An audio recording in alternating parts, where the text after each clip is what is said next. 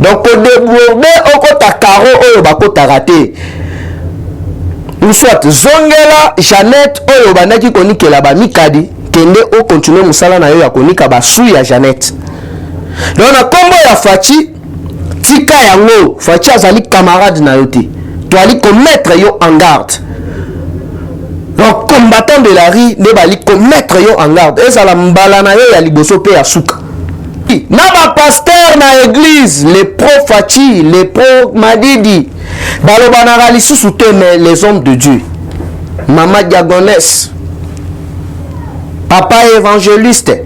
baloba na lisusu te oteno pona nini ka po Fachi ba voter président pour na balandi na biso nyoso ya Khmer de Kinshasa sango ya Congo ba nyoso basuli bako ya kolanda biso lelo to lisusu na banda kuna bino ko pesa bino actualité politique à temps royal lelo to kolobela 3 sujets na ordre du jour to kolobela sujet à liboso succession ya présidence ya cour constitutionnel nani azali favori nani akobima favori na niveau ya cour constitutionnel parce que il y a là qui na rendez-vous parmi rencontre il y a chef de l'état na le 9 juge en haut basolo qui peut sur en haut parce que mandat ya président ya cour constitutionnel et ali ko expirer les 11 donc mukolo ya lobby déjà dimanche na deuxième point tokolobela sur succession il y a leadership au sein il y a la muka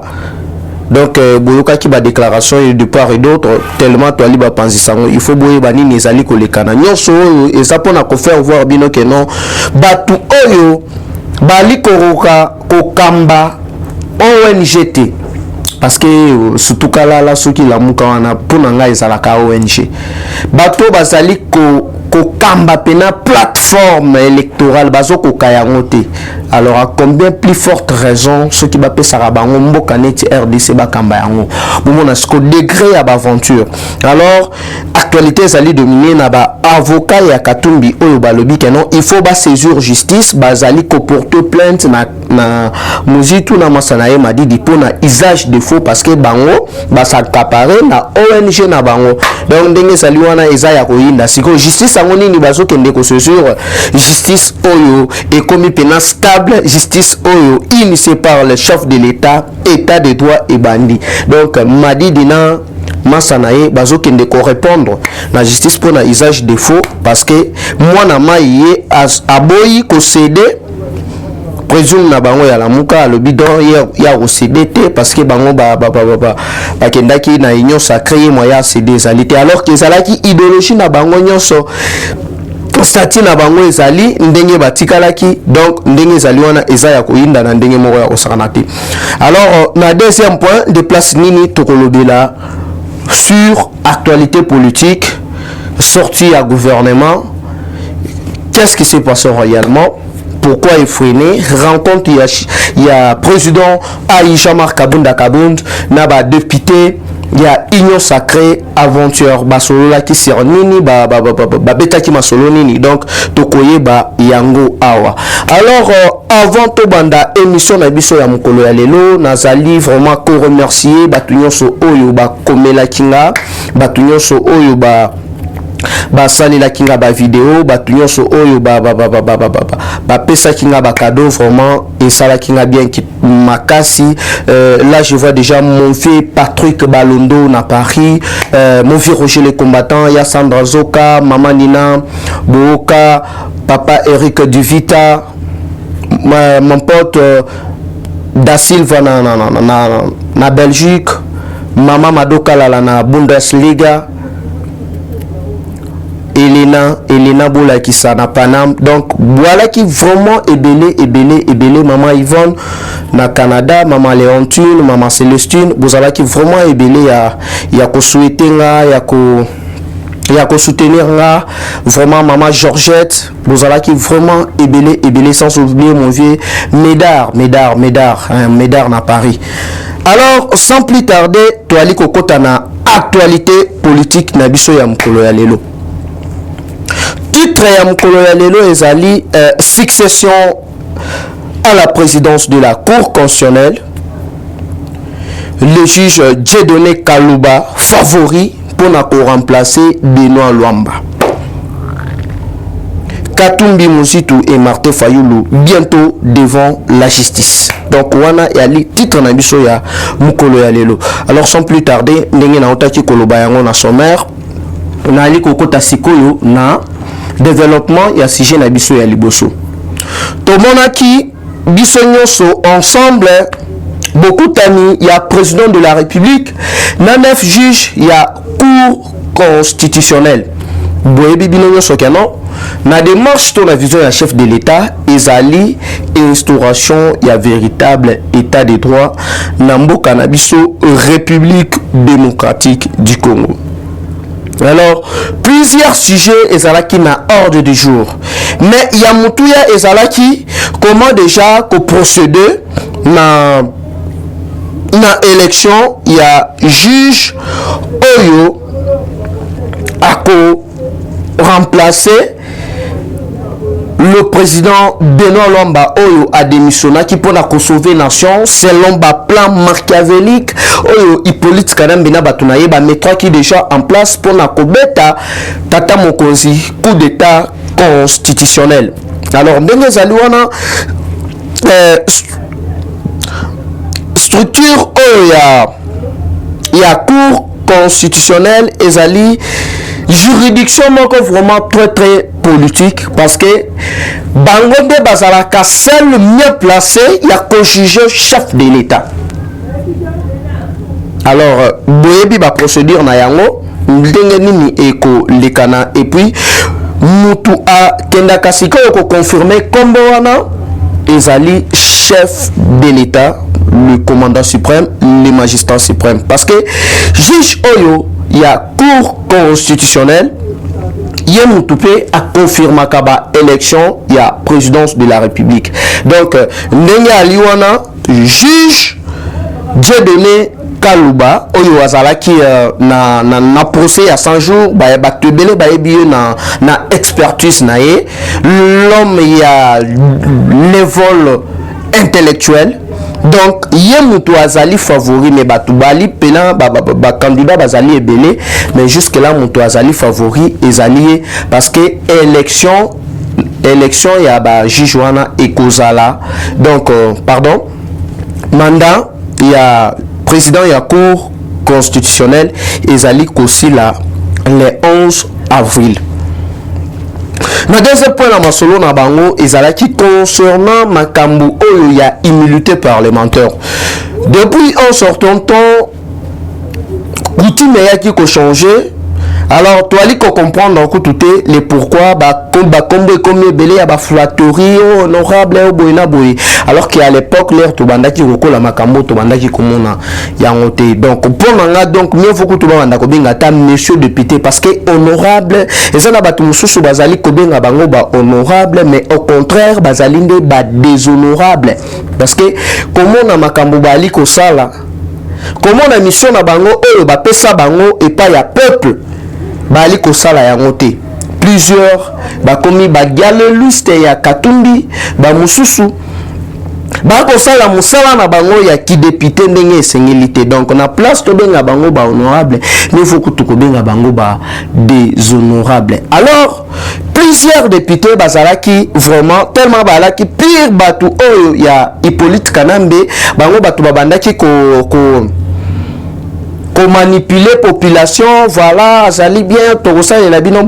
alors que c'était faux et archi faux. Alors, bah garantira qui bango na ba immunité parlementaire, et ça ba député, et ça ba sénat. Donc, ndenge ali wana makambu ya ba immunité parlementaire wana, il faut écouter. Makambu ya ko protéger batu moko songolo pakala parce que azali ministre yeba ko sambisa yete azali député ali ko bénéficier na ba immunité parlementaire vraiment makambu wana isili. Donc question on appelle ezalaki na ordre du jour parce que tout le monde aka na bamboka mususu au moins pena député boyazo kende musala ni policier mais awa donc au moins pena député moko azali atana 6 à 7 policiers. Alors que les musala azokende fait azokende ba makambu na ye privé okomo na ye bien pena ba policier ata 6 ata 7. ezali na intérêt nini soki bakosala garde na ye parce que azali homme d'état peut-être moi policier moko soit mibale ekozala beaucoup mieux ou soit na garde na ye moko kaka azo assurer sécurité na ye yango bali komona ba député mususu ba garde na bango bakotire pena à bout portant na ba pauvre individu kaka boye donc eloko wana na kosenga vraiment bameka un peu ko revoir yango mama sikoyo na troisième sujet yala qui concernant ba année ya présidence de la République to ba mandat. Mes chers compatriotes nayebi geno ndenge ali wana ebele de mteme yali ya kosuka ebele ba kofinga mais moi je m'en tape je m'en fous ndenge yali wana olinga te kozala nebungu parce que makambu ya kenkeno yali makambu oyo ya ba pays développés to ba pays oyo ezali en voie ya développement.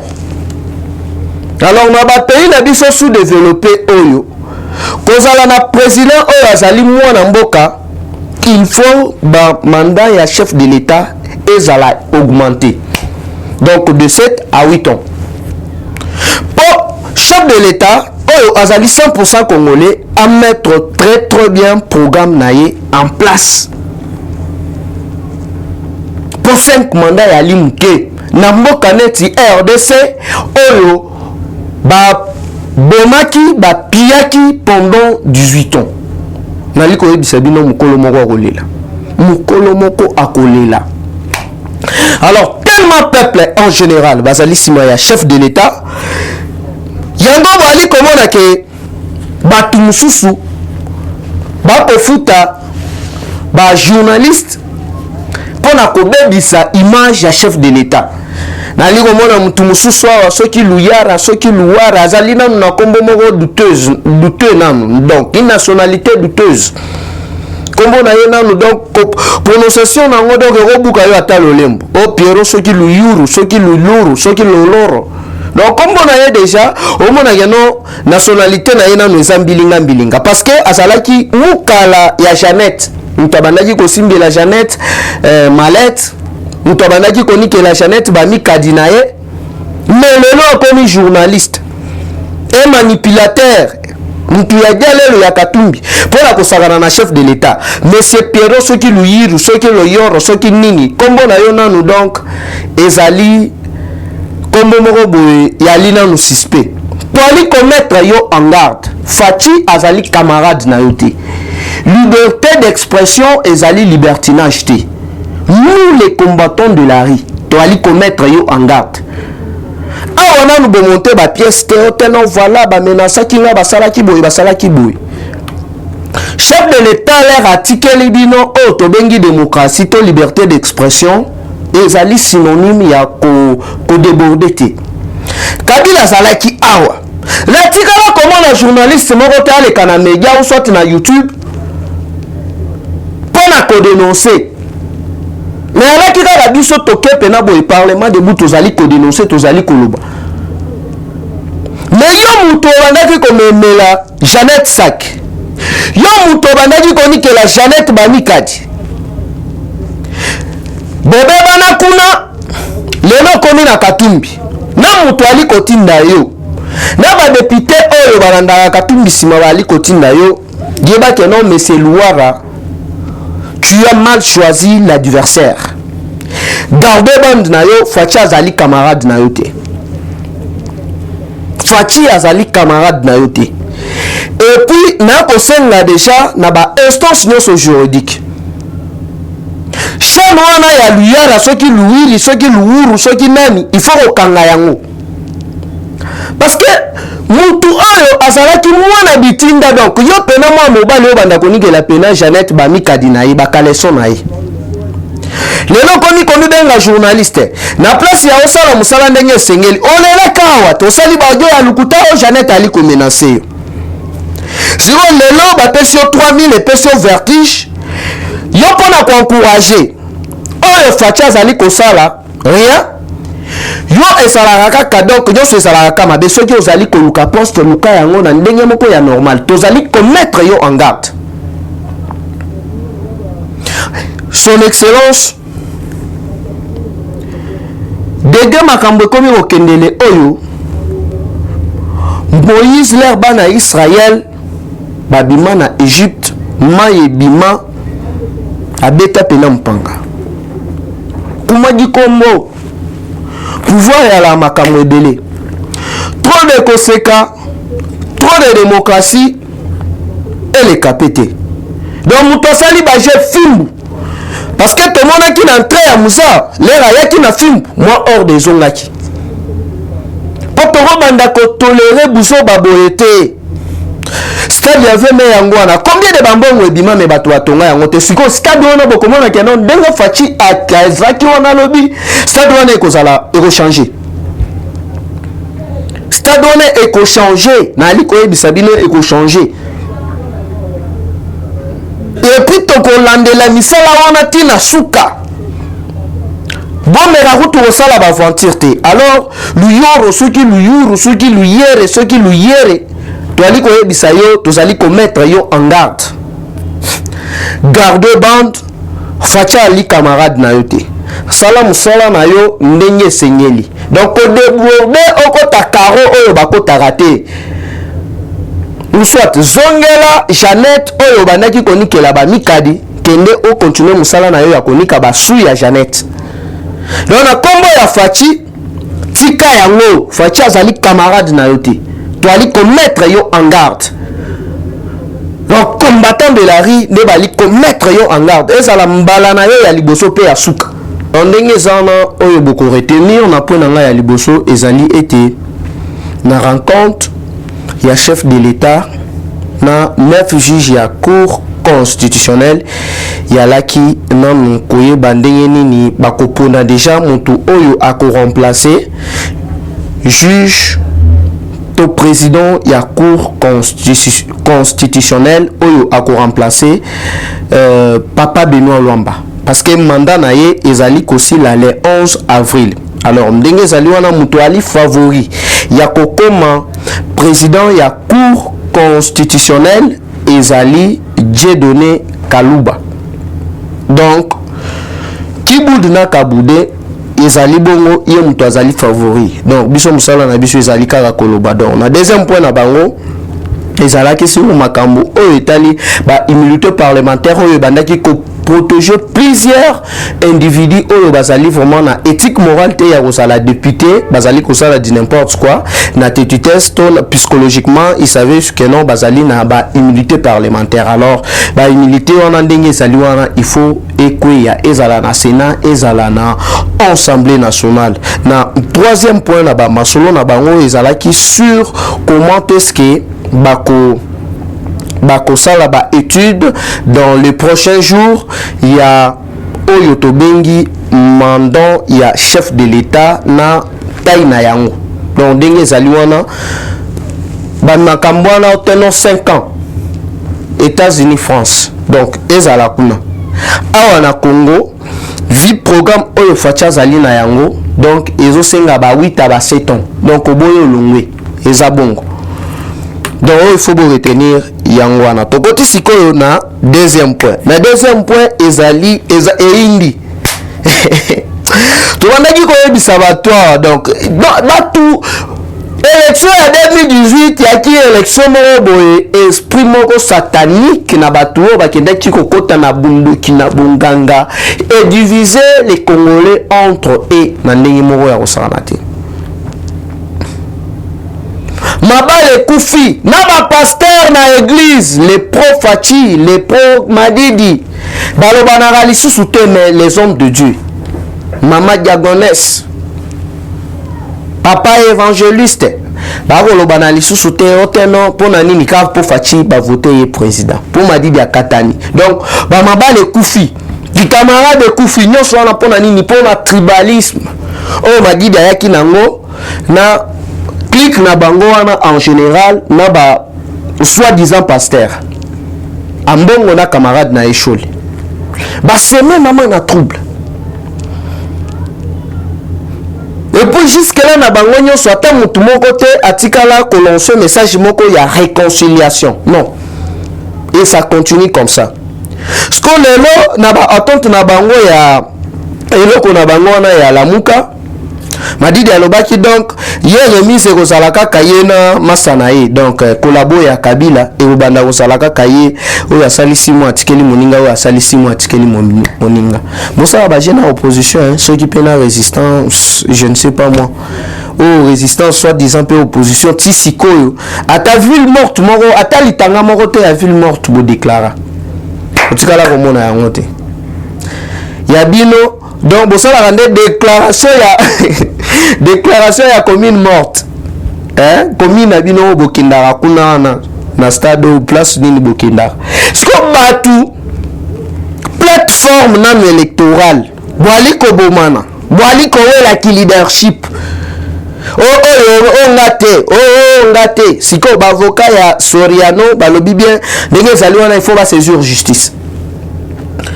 po bango ba falsifier ba document selon ba signature na bango ndenge bayokana ki ba falsifier ba document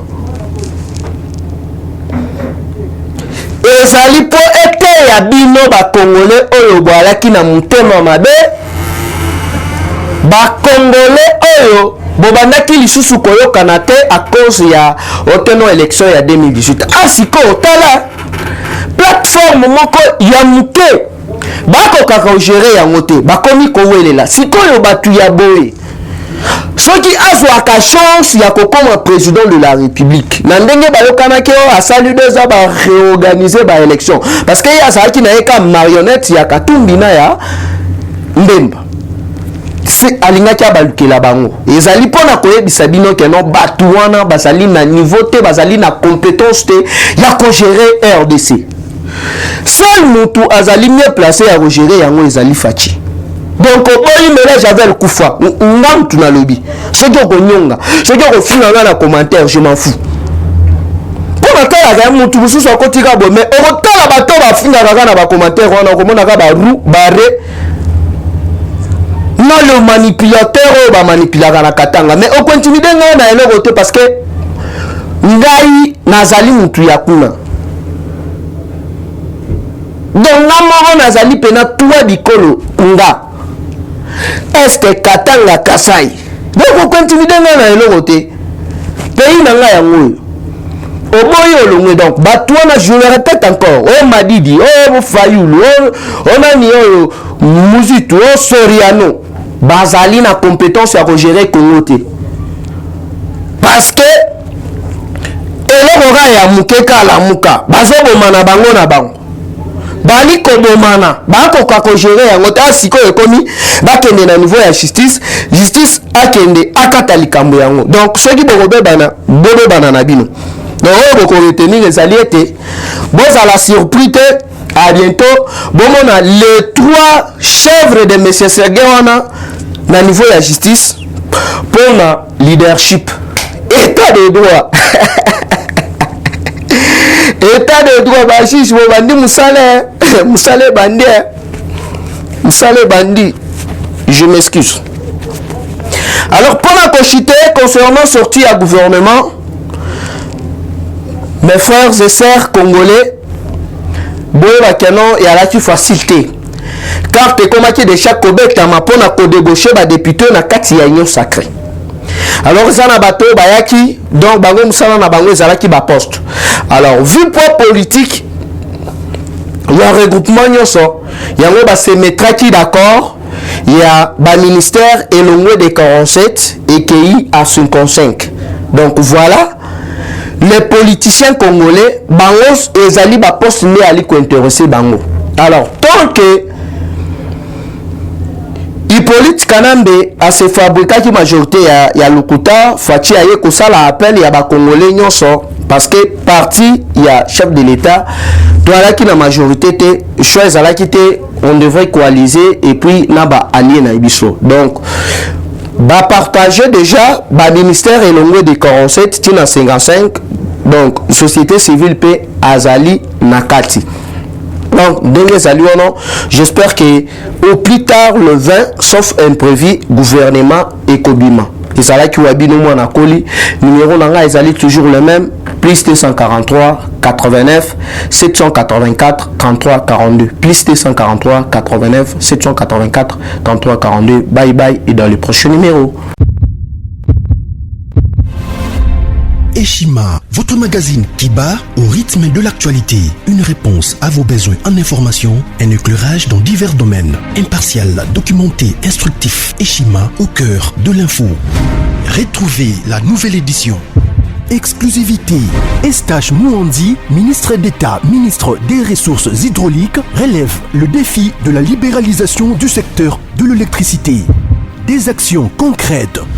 Cap sur la libéralisation de l'électricité. Installation des mandataires ARE et ANSER. Fonds Mwinda qui permettra de fournir de l'énergie électrique propre à 15 millions des Congolais. Signature contrat B-Box. Plusieurs protocoles d'accord signés dans le cadre de la mise en application de la loi sur l'électricité. Les avancées enregistrées dans les secteurs des ressources hydrauliques et électricité grâce à la vision du ministre d'État Eustache Mouandi représentent un acquis indispensable qui balise le chemin vers l'effectivité de l'amélioration du taux de desserte en eau potable et en électricité. Focus. Payer l'impôt est un devoir civique. Le directeur général de la DGI, Barnabé Mwakadi, sensibilise les assujettis. Dossier Eshima, les épidémies les plus dévastatrices de l'histoire. Nation, le ministre d'État Ribens Mikindo met en valeur les blocs pétroliers et gaziers de la RDC afin de transformer les potentialités en hydrocarbures en véritable richesse. Élection 2023, le compte à rebours de la Senco. À lire également les portraits de Kelly Kounté, journaliste chevronné. Économie, budget 2021, moins ambitieux, plus réaliste. Culture, les tabous de l'inceste. Retrouvez l'intégralité du magazine Eshima dans les kiosques. Eshima Magazine, un nouveau standard d'information.